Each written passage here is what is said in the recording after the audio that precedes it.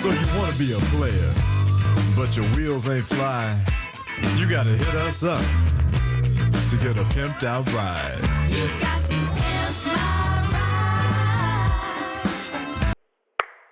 You will like this video. You will subscribe to this channel.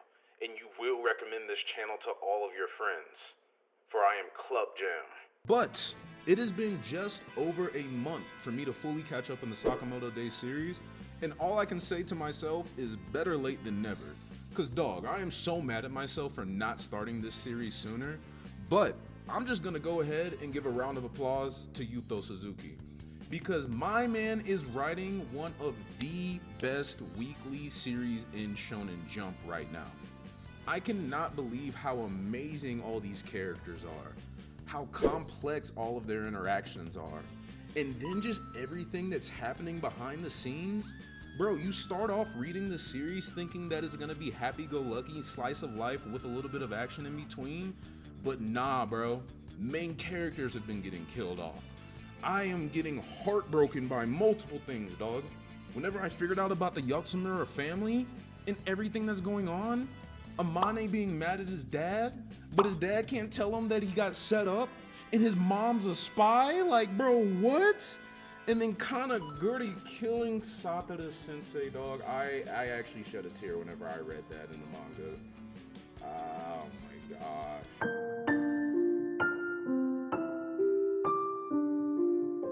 But that's just the name of the game in the assassin world, dog. And any given fight, in any given chapter, one of your favorite characters could be gone from this manga. And I think it really embodied that in one of these most recent chapters whenever we saw Hyo and Heisuke teaming up to fight, dog. I was not expecting a member of the Order to get taken out that quickly. Obviously, that's Slur's objective right now, to take out all of the Order members one by one. But to see it happen that quick, bro, I was shook. Wanna see me run to that mountain and back? You wanna see me do it again?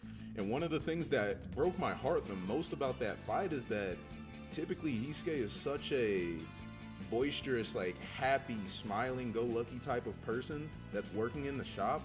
And to see Heisuke after the fight just be laid off in the corner, not talking to anybody, and is literally depressed, bro, my heart was broken for Heisuke, because knowing the kind of guy he is, he literally probably doesn't want to put those burdens on everybody that he's working with / fighting alongside, to tell them like, dog, I feel like Io died because I was too weak to help. Like, bro, I felt really bad for Heisuke, and I'm hoping that this is truly his time to just get stronger before we hit Shibuya 2.0, which we'll talk about later in this video.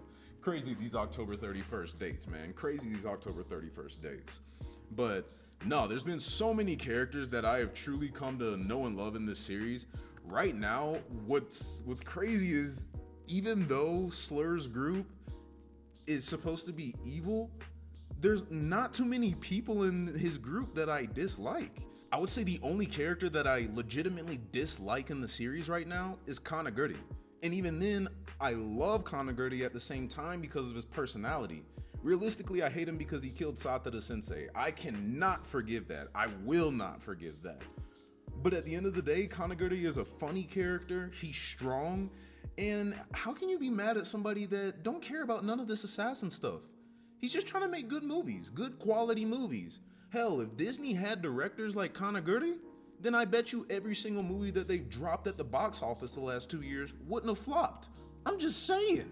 But other than Kanaguri, bro, there's truly no other antagonist that I dislike. The closest that I've gotten to disliking someone is Slur whenever he threatened Sakamoto by saying, "Oh, I'm aware that you do have a daughter." Then I was like, hey bro, you better leave Hana out of all of this. But I love Gaku. I love Kashima. Kashima is literally one of my favorite characters in this series right now, especially where the story is at now, bro. I would go on a limb to say that Kashima has the most complex character arc out of everybody that I've read about in this series so far. And obviously that's up for opinions. Everybody's gonna have their opinions on what, but to see the mental anguish that Kashima was going through whenever we saw that dual personality of Slur, and we saw Slur as well as Rion, and he was like, bro, get out of Slur's body. This is not the man that told me that they were going to show me what the divine justice was. To see how much that affected Kashima, I felt bad for Kashima, bro. Kashima doesn't even know what he committed to anymore at this point. And I really love the fact that Kashima started off on the antagonist side, and now he's come over to Sakamoto's place, looked at the area that he lived in, seen the effect that Taro has truly had on his community, and it seems like Kashima's gonna join our side, bro. And Taro would literally accept Kashima. I think that's one of my favorite parts about Taro. Taro truly feels like that overarching father figure that is willing to accept any apology and try to show somebody the right way. And he doesn't necessarily do it by words, he's doing it by example. He's doing deeds for people. He's accepting people into his shop that have tried to harm him in the past. He doesn't care about any of that because he sees the good in everybody. And that's the one thing that I truly am growing to love about this series. I would say that more than anything, this series is truly about love, bro. And that sounds so dumb. Obviously, it's an assassin series, but everything that happens, man, all these relationships that Taro builds, it's not through his assassin work. Obviously, they're amazed by how he moves as an assassin, but it's the love that Taro shows to these people that truly opens them up and allows them to change on the back end.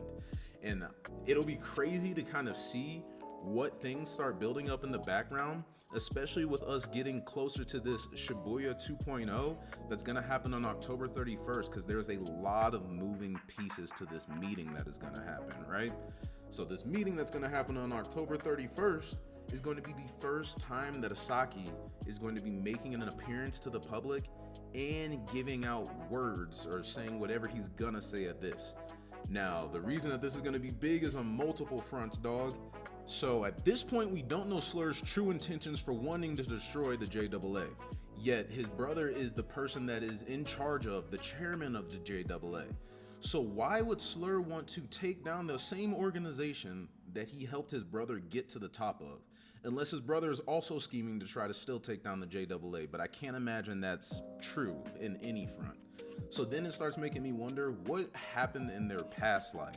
The fact that his brother, or I guess Asaki, was so calm and nonchalant about threatening to take somebody out at the orphanage if Slur didn't listen to him in that flashback, it shows me that Asaki finds these orphanage members a lot more expendable than what Slur found them. It seems like Slur grew up alongside of these people and he wants to take care of them. So I think that it's gonna be very nuanced once we get to this meeting, and this lore drops that we keep getting is insane, bro. Absolutely insane. And I think that that's what's gonna be the most fun about Shibuya 2.0. That's why I'm calling it Shibuya 2.0, because I'm imagining that obviously whenever Asaki finally starts talking, since this is gonna be the first time that he's talking in public, I guarantee there's gonna be assassins there that are gonna wanna take out bro.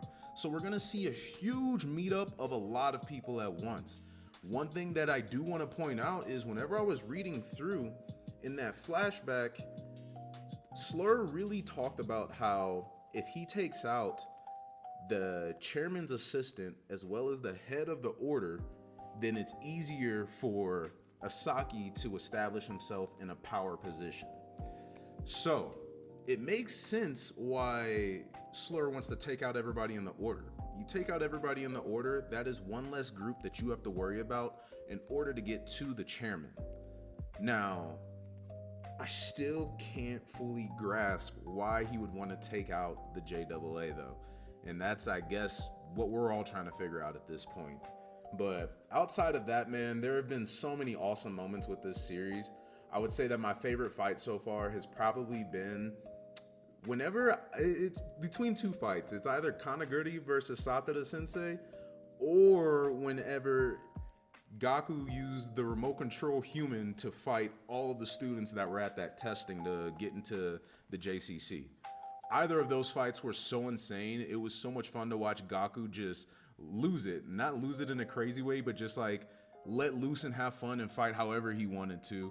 And then just the choreography as well as how hard boiled the fight was between Kanaguri and Satoda sensei, bro. Whenever Satoda got back up as the zombie at the end and threw that knife through the camera and it hit Kanaguri in the eye, that was peak choreography, peak panel work.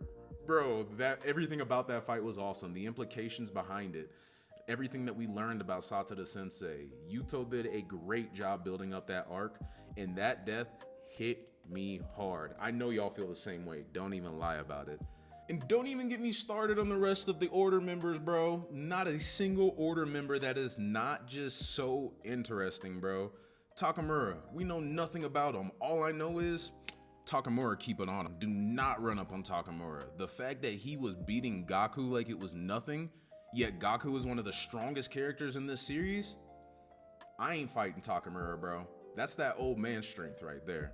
Nagumo is a really cool character in this series. He's such a troll, but I cannot get a good reading on Nagumo at all. It's weird that he originally started off as a spy and kind of migrated over to the assassin side of things.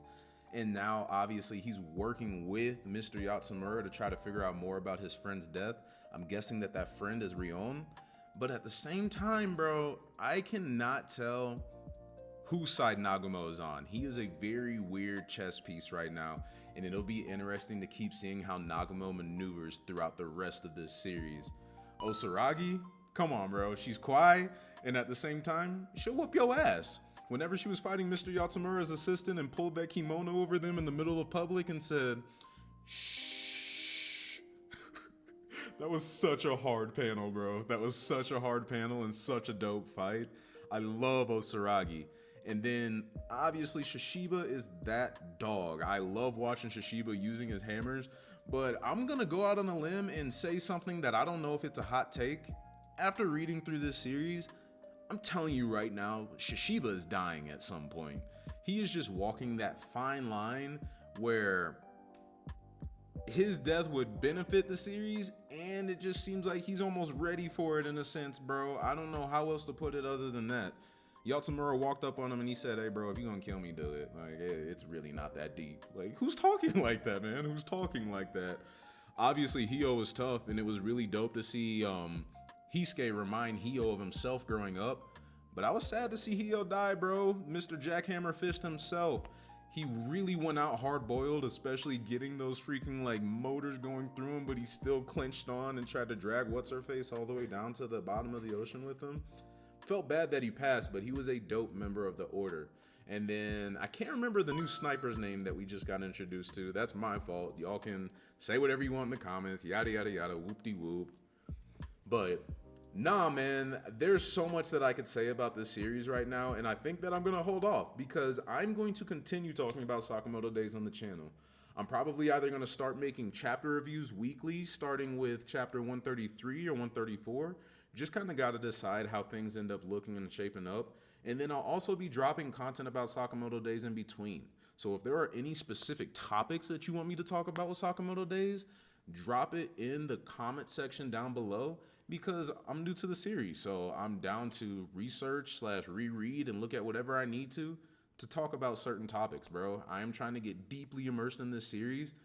Please welcome me to the Sakamoto community. I'm jumping, waiting for y'all to, what's it called? Trust fall? I'm trust falling and hoping that y'all catch me. You feel me? But nah, man. As always, if you watch this video, arigato. And I will be here for Sakamoto with y'all, bro. I need this to get an anime. This is going to take off the same way that Fire Force, JJK, Demon Slayer. I know this series would take off as an anime. But aside from that, y'all, I'll catch you later. Peace.